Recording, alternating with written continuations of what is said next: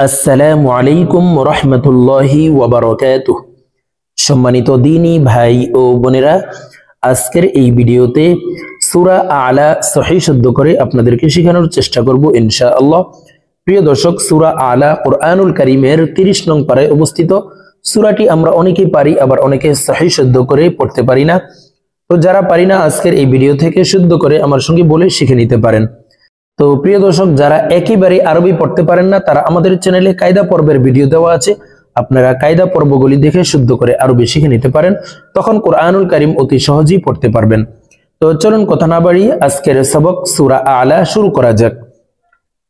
আউযু বিল্লাহি মিনাশ শাইতানির রাজীম। বিসমিল্লাহির রহমানির রহিম।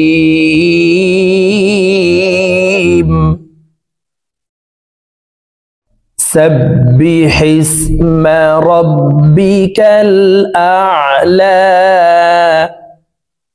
الذي خلق فسوى। প্রিয় দর্শক, আমি আপনাদেরকে শব্দে শব্দে ভেঙে ভেঙে বলে দিচ্ছি, আপনারা আমার সঙ্গে বলে শিখে নিন। আমার সঙ্গে কয়েকবার বললেই সূরা আলা আপনাদের সহিহ শুদ্ধ উচ্চারণ হয়ে যাবে। সাব্বিহ ইসমা, সাব্বিহ ইসমা রাব্বিকাল আ'লা, রাব্বিকাল আ'লা। سبح اسم ربك الأعلى، سبح اسم ربك الأعلى الذي خلق। এখানে আলিফের উপরে জবর নাই, জবর দিয়ে হামজা বলে এই তাসদিদওয়ালা লামকে ধরবো। আল্লাযী, জি এখানে এক আলিফ টান, জেরের বাম পাশে জজমুল ইয়া মদের হরফ, ডান দিকের হরকতকে এক আলিফ টান ইয়া পড়িতে হয়। আল্লাযী খালাক ফাসাওয়া, ওয়ার উপরে খারা জবর আছে, তাই এই ওয়াও হরফকে এক আলিফ টেনে পড়ব। ফাসাওয়া, আল্লাযী খালাক ফাসাওয়া, الذي خلق فسوى والذي قدر، والذي قدر فهدى، فهدى والذي قدر فهدى، والذي قدر فهدى والذي أخرج জি এখানে 3 আলিফ টান, কারণ মদের হরফের উপরে চিকন চিহ্ন বামে হামজা, মধ্যে মুনফাসিল 3 আলিফ টানিয়া পড়িতে হয়। والذي أخرج المرعى، مرعى والذي أخرج المرعى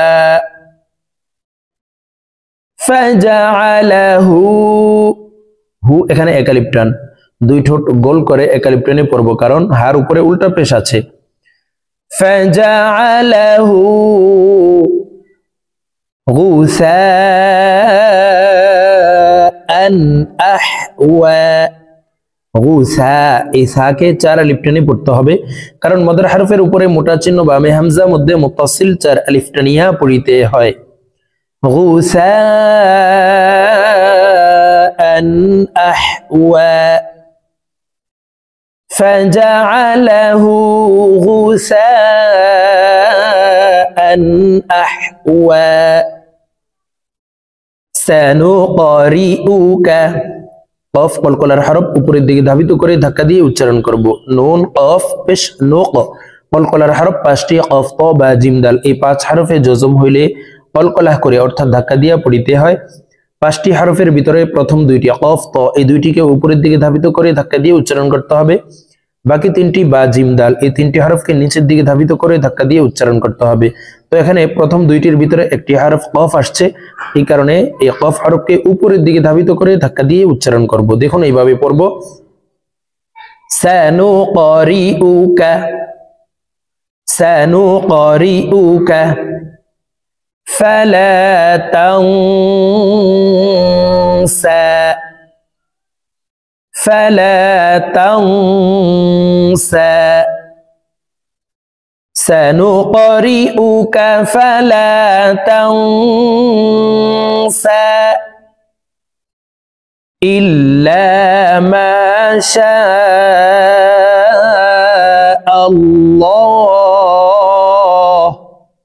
প্রিয় দর্শক, এই লামকে ল বলে পড়তে হবে, অর্থাৎ মোটা করে পড়তে হবে, কারণ আল্লাহ শব্দের আগের হরফে জবর অথবা পেশ হইলে এই লামকে ল অর্থাৎ মোটা করিয়া পড়িতে হয়।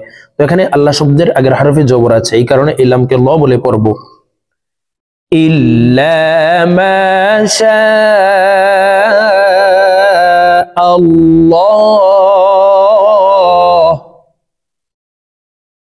ইন্নাহু ইয়ালামুল। ইন এখানে ওয়াজিব গুন্নাহ, হরকতের বামে নুনে মিমে তাসদিদ হইলে সর্বাবস্থায় নাকের বাসি থেকে গুন্নাহ করিয়া পড়িতে হয়। তো এই হামজা তাসদিদওয়ালা নুনের সাথে 3 সেকেন্ড পরিমাণ গুন্নাহ করে ধরে রাখবো। গুন্নাহ না করিলে আমরা গুনাহগার হব। ইন্নাহু ইয়ালামুল জাহর, জাহর, ইন্নাহু ইয়ালামুল জাহর ওয়া মা ইয়াখফা, ওয়া মা ইয়াখফা ইন্নাহু ইয়ালামুল জাহর ওয়া মা ইয়াখফা ওয়া নুয়াসসিরুকা, ونيسرك لليسرى، لليسرى ونيسرك لليسرى فذكر إن نفعت، فذكر إن نفعت، فذكر إن نفعت ذكرى، ذكرى فذكر إن نفعت الذكرى سيذكر، سيذكر من يخشى، من يخشى। মাই এখানে ইদগামে বাগুন্না, নুন সাকিনের পর ইদগামে বাগুন্নার 4 হরফের একটি হরফ ইয়া আসছে, এই কারণে এই মিম তাসদিদওয়ালা ইয়ার সাথে গুন্নার সহিত মিলাইয়া পড়ব। মাঝখানে জজমওয়ালা নুন বাদ পড়ে যাবে। সায়াযাক্কারু মান ইয়াখশা, সায়াযাক্কারু মান ইয়াখশা ওয়া ইয়াতাজান্নাবুহাল, ওয়া ইয়াতাজান্নাবুহাল আশকা, আশকা এই কফকে একালিফ টেনে পড়ব। আশকা ওয়া ইয়াতাজান্নাবুহাল আশকা আল্লাযী ইয়াসলান, হামজার উপরে জবর নাই, জবর দিয়ে তাসদিদওয়ালা লামকে ধরব। আল্লাযী ইয়াসলান, লান এখানে ওয়াজিব গুন্নাহ, 3 সেকেন্ড পরিমাণ গুন্নাহ করে ধরে রাখব। আল্লাযী ইয়াসলান নারাল কুবরা, বা কলকলার হরফ নিচের দিকে ধাবিত করে ধাক্কা দিয়ে উচ্চারণ করব। তিনটি হরফের ভিতরে একটি হরফ আছে, তাই এই বাকে নিচের দিকে ধাবিত করে ধাক্কা দিয়ে উচ্চারণ করতে হবে। নারাল কুবরা আল্লাযী ইয়াসলান নারাল কুবরা সুম্মা লা ইয়ামুতু। সুম এখানে ওয়াজিব গুন্নাহ।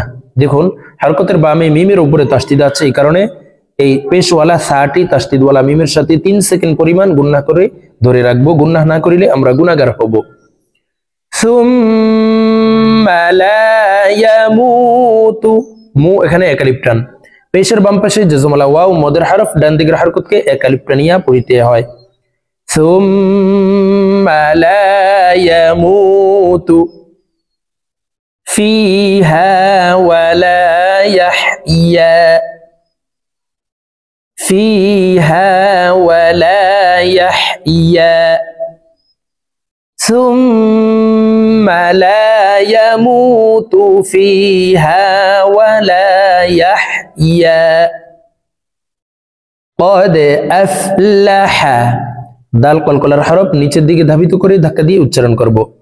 قد أفلح قد أفلح من تزكى من تزكى قد أفلح من تزكى وذكر اسمه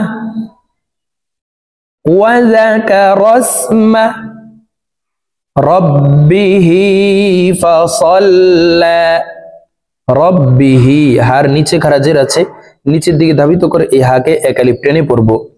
ربه فصلى وذكر اسم ربه فصلى بل تؤثرون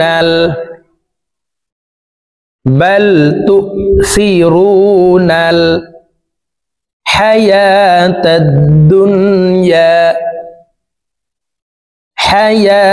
الدنيا بل تؤثرون الحياة الدنيا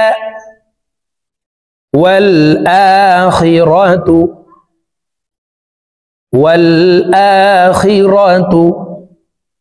خير وأبقى রু এখানে ইদগামে বা গুন্নাহ, তানউইনের পর ইদগামে বা গুন্নার হরফ ওয়াও আছে, এই কারণে এই তানউইন ওয়ালা রটি তাসদীদওয়ালা ওয়ার সাথে গুন্নার সহিত মিলাইয়া পড়ব। ওয়াল আখিরাতু খায়রু ওয়া আবকা, বা কলকলার হরফ নিচের দিকে ধাবিত করে ধাক্কা দিয়ে উচ্চারণ করতে হবে। ওয়াল আখিরাতু খায়রু ওয়া আবকা ইন্না হাযা লাফিস। ইন এখানে ওয়াজিব গুন্নাহ, গুন্নাহ করে পড়ব, 3 সেকেন্ড পরিমাণ গুন্নাহ করে ধরে রাখবো। ইন্না হাযা লাফিস সুহুফিল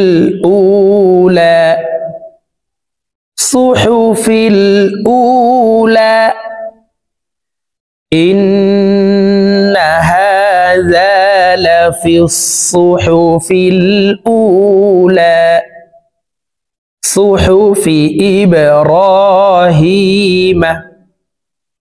صحف إبراهيم وموسى